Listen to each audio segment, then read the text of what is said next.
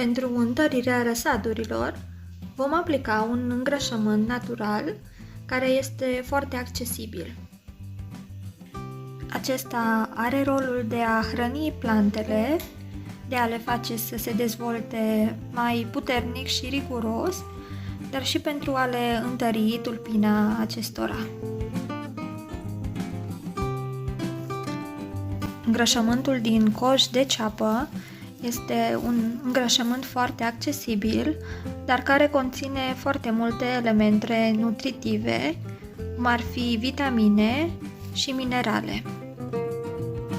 Prepararea acestui îngrășământ se face foarte ușor.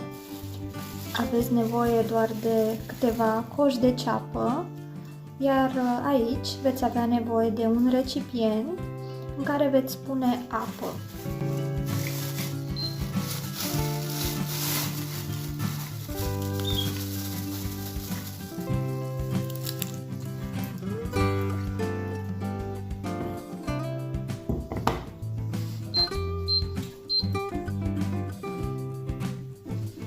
Puneți pe foc cojile de ceapă și le veți lăsa să fiarbă aproximativ 5 minute.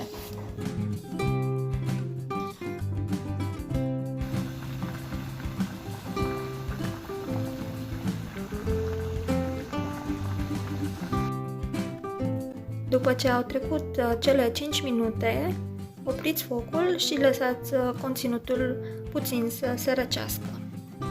După cum vedeți, deja lichidul și-a schimbat și culoarea. Pentru că răsadurile sunt încă mici, m-am gândit că cel mai potrivit ar fi să diluez soluția obținută, iar pentru acest lucru am pregătit aici un bol cu puțină apă în care voi turna conținutul pe care l-am obținut. Încă este fierbinte.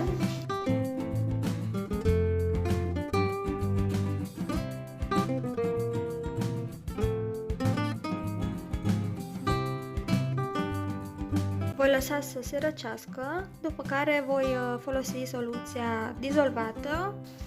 Îngrășământul s-a răcit, a ajuns la temperatura camerei, iar acum puteți să puneți la baza plantelor.